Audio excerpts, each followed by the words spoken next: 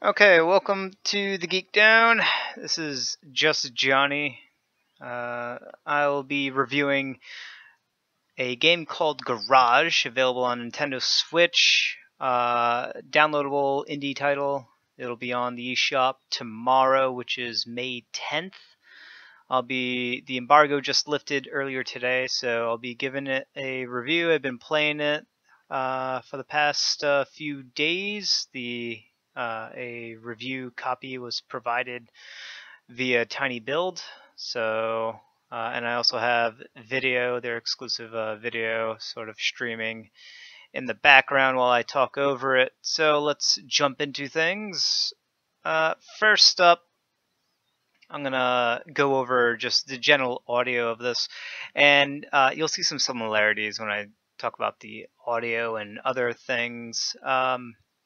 The game itself, it sounds the sound is doable. The music is certainly better, but it's kind of what you get in a lot of games that are of this general caliber, where it's good enough, but certainly not amazing, not going to wow you in any way, shape, or form. It doesn't annoy you for the most part, but it's also, there's nothing impressive going on.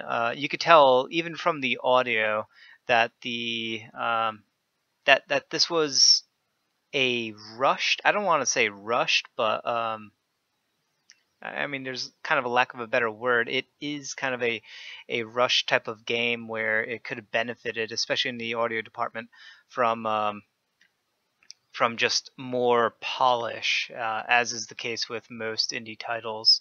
It's just, whether it be budget or other reasons. I mean, there's plenty of legitimate reasons for uh, for an indie title to not do as well as some of the bigger budget games, and a lot of it is money or time or both, because time is money, and you kind of see that within the audio department and other aspects as well. You'll get it with sounds that sound a bit sort of derived or derivative, or you won't hear much variation, especially for a game that is essentially zombie-like.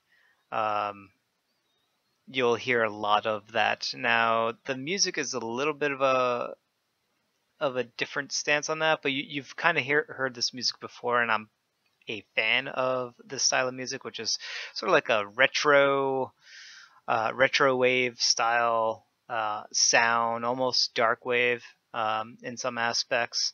And I'm a big fan of that genre of music. And sometimes they do a decent enough job to sort of rev up the music in times where it needs to be revved up, and also make it very quiet. There will be no music at all at times, or maybe you'll hear like an atmospheric bassy sound playing around in the background as you're going through the game itself. And silly me, I probably should have talked about what this style of game is. This is a top-down shooter uh, with a huge horror, grotesque horror, zombie flick sort of mashup into it. So if you were to take like any kind of zombie style post-apocalyptic style game and mash that with Hotline Miami, this is what you get, except you won't have the level of polish as you will with a Hotline Miami. You'll get something that is undercooked, essentially. There's definitely elements here of something interesting and potentially great, but it just wasn't given enough time and attention that this kind of deserved, or could have sort of become something better. Um, a little bit of a shame, but so top down, you have a couple of different weapons that are handed to you, and they're handed to you. Uh, Maybe a little bit on the slower side, because this isn't a very long game, and even though it's not a very long game, you you're kind of getting through the chapters. Almost one weapon per chapter seems to be what they're going for. Where chapter 1, you start off with your fist. Chapter 2, you get an axe. Chapter 3, I think you're still with your axe. Chapter 4, you get a pistol. Chapter 5, shotgun, etc. Things slowly start to ramp up as far as weapons, but there aren't a huge dramatic range of weapons you're going to be getting. I think there's about 8 or 9 weapons, probably 9 in total that you're going to get, and it's kind of like your run-of-the-mill zombie weapon. You will get the shotgun, you will get the grenade, you will get the pistol, you will get some sort of melee weapon, and that's sort of what you're kind of working with as far as weaponry. The other bit is things are on the slower side of action, where you kind of have to. Oh, let me just. I apologize. This is a live review, so I have to refresh this manually. Apologies. Oh no.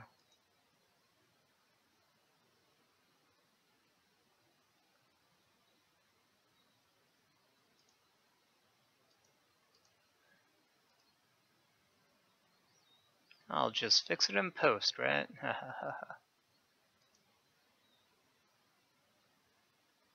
There we go.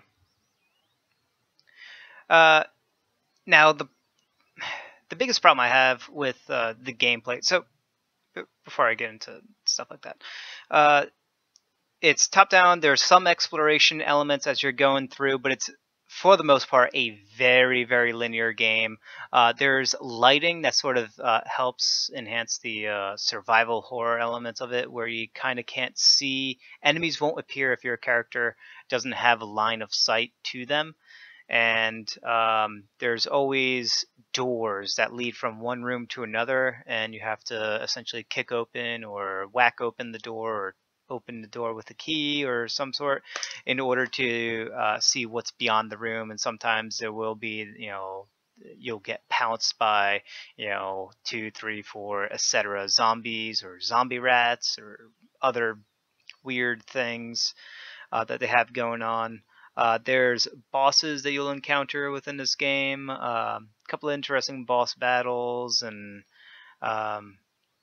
some nifty visual effects. Well, I'll kind of get into that a little bit. I don't really care too much about how a game looks or how it sounds, other than the fact that those things are indicative of the overall quality and attention that has been put into it. So, I mean, if you're looking at the video, you're kind of seeing what the gameplay is for the most part. There is a dodge button that you get that isn't in other games like Door Kickers or Hotline Miami, but you essentially don't need to rely too much on that dodge button. Not because it isn't useful, it actually is useful, but more so because the gameplay itself isn't as finely polished as these types of games need and require. For example, all the enemies that I have encountered have collision on them, and there's no way to sort of bypass their collision. So what ends up happening is your character, as you're trying to kite these very dumb zombie enemies around, they can sort of circle around you and pin you to a wall or to a corner. And if they pin you, that's it. You're going to die unless you are able to kill 1 or 2 of them and wiggle your way out. And it happens with just about all the enemies with their collision. There's no way to sort of wiggle out of it, so you're kind of stuck with that. But that's not the biggest fault there. You can kind of think that is intentional design. The bigger thing is that when enemies come up to you, their attack speeds, it's almost random, and as to when they're going to attack and how frequent their attacks are going to register. It's almost unpredictable. So you can kind of rest assured that if an enemy, even if it is one of the early game rats, if they get up to you close enough, they could hit you either once, twice, or maybe even 5 times within a single second or two, which is it almost gives you no opportunity to actually respond and react to what has just happened. And then later on in the game, you do come across smarter enemies that aren't just trying to where you're not acting as a magnet and they're just immediately drawn to you. Those are sort of more human, intelligent like enemies. They'll use guns and other things, and usually come at you in squads and whatnot. Those enemies are the melee combat, as I said before, it's just not polished. It's very clunky. Attacks will register way more often than they should, or there'll be breaks in the attacks. Also, you won't really be able to see an animation fully play out before the next attack animation kicks in for enemies. The melee attack animations for your character, the playable character, is also not timed very well, so it doesn't feel quite right. And that also, I mean, parts of what makes that wrong are sort of clunky, has to tie with the audio and how those animations sort of visually play out. Although the graphics, I have to say, are on the better side of things with this game. But before I get into that, once again, the enemies with the ranged weapons, right? They'll react almost immediately. They're sort of they want you in this game to sort of play in two very different styles when you get to two very different key points in this game, where you're starting to transition out from attacking lots and lots of zombies to attacking other things, intelligent enemies, humans with weapons. And the way you have to go at them, I mean, it's very much appreciated that there's different types of enemies and different ways to engage them. It's just the lack of polish makes engaging them not as fun as what it should be, which is unfortunate. I'm going to reset the video again. Apologies.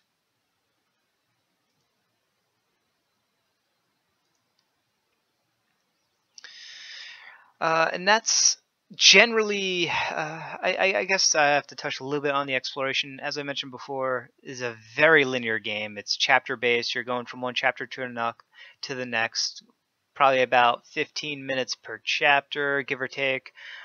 Some of them have boss battles. Some of them have multiple boss battles within them. There are hidden rooms or hidden tunnels with some extras, but none of it is necessary. There's a limit to how many things you can carry, specifically with medkits and with grenades and ammo, as a typical kind of zombie survival game should be. But you're never at a loss for ammunition or for medkits, or at least not that I have experienced. Where the dying really comes into play is just the clunkiness of the combat itself, the lack of polish there. And because you're never at a loss for these survival element things that you have to sort of slightly micromanage, you're never really encouraged to explore these hidden tunnels. And they kind of do hidden tunnels not in the best of ways. It's not a bad way to do it, but once you recognize one opportunity or one area that will have a hidden tunnel, you'll see sort of like clean walls on 3 sides of the room, and then one side of the room will have some debris next to a wall, and you kind of get the idea like, oh, okay, I kick this door enough times, and lo and behold, a hidden wall will appear, and you continue down there to pick up a key or some other item, and you continue on your merry way. There are a few enemies in here that also are a little annoying. They have to kind of kill, specifically the rats. They're annoying in multiple aspects, but you have to one of the main ways to kill them is by kicking them. The kick mechanic is not good for combat. It's a little slow. It just doesn't feel right, and it kind of goes with a lot of things.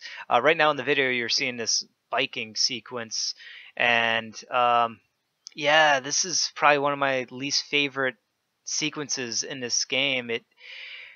It's just a whole lot of things wrapped up into one. It's linear, as you can see. It's just a straight line that curves a little bit here and there. The controls are not spectacular, and the camera never pulls away far enough for you to get a clear view of the obstacles that are coming up in front of you.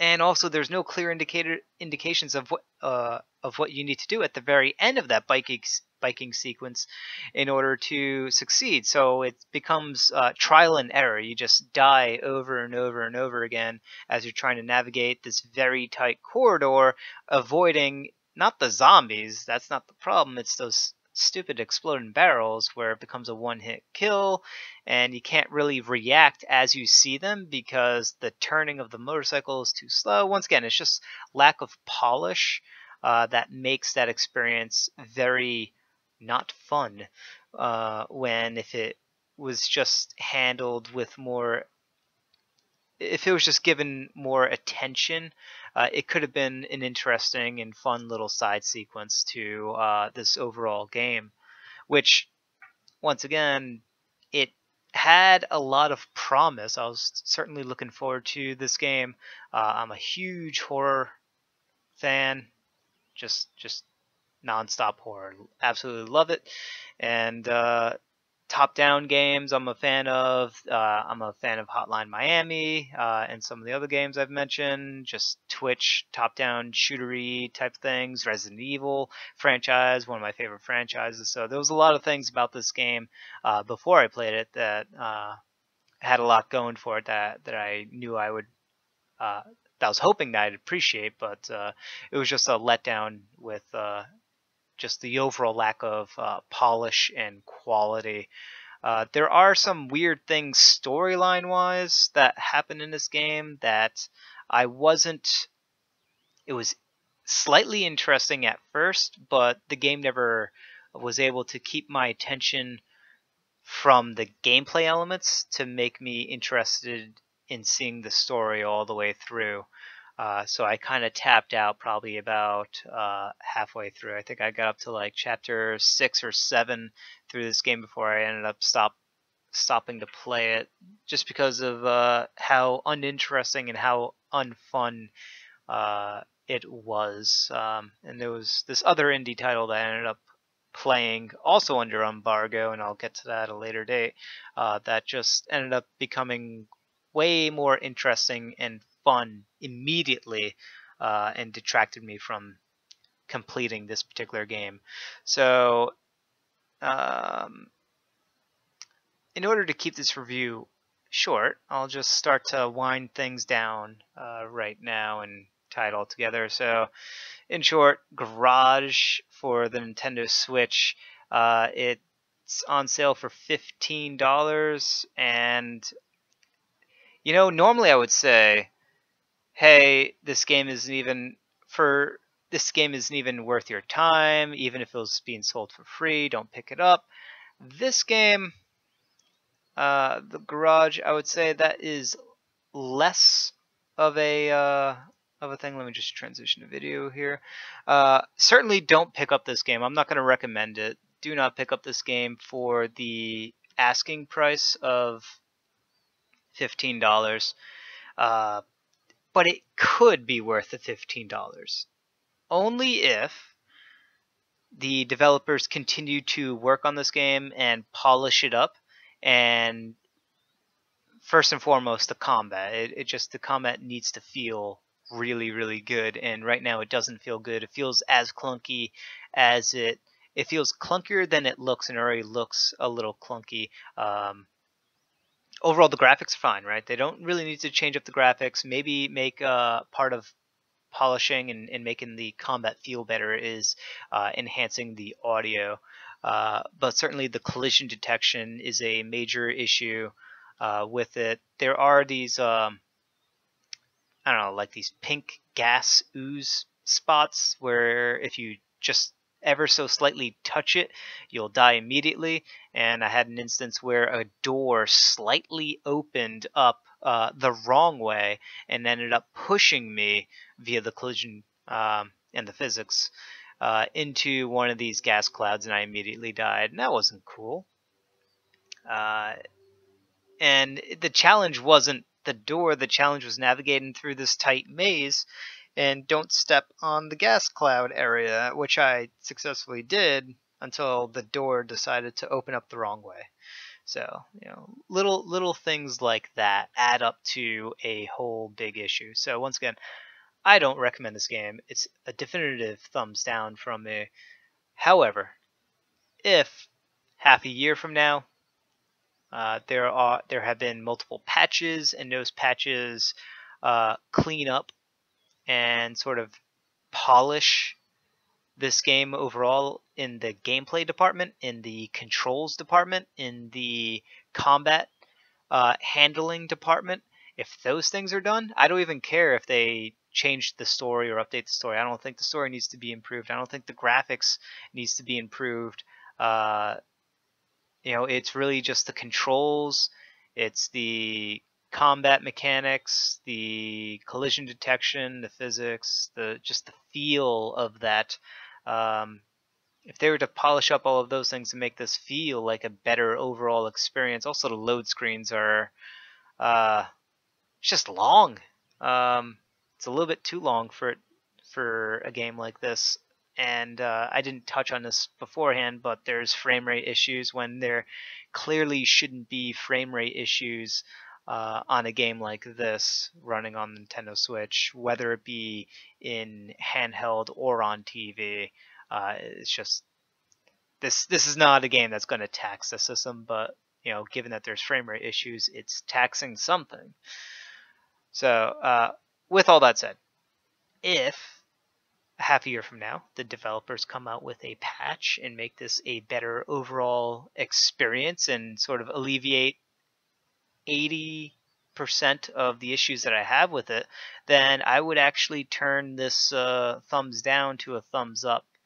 But since that's not the case and the game does come out tomorrow, I would say avoid it as much as possible, with another very slight caveat where normally I would say that games like this aren't worth playing even if the game was for free. This is not the case. I'm not saying that this game has to be free in order to be worth your time, but if it was heavily discounted, it might be worth checking out, because you can definitely see that the developers put effort into this title, and there are some interesting things within this game. It's just overall it lacks the polish that makes it worth your time and your money. And I would say your time is certainly worth more than your money. So, but it is worth a full price if they fix everything. If they don't fix everything, then heavily discounted. It might be worth checking out if you are a fan of either the overall genre, the horror genre, the gore-esque type of things, games like Hotline Miami, but with a more sort of post-apocalyptic kind of influence. There's drug use that's tied into here, and other things like that. They definitely have something to say. So because of that, and because of that they put an effort, if it's heavily discounted, I would say go ahead and check it out if this game has been something that you are looking forward to. Unfortunately for right now, I don't want to play any more of it. I'm giving it a thumbs down. I don't think it's worth anyone's time given everything else I've said up until this point.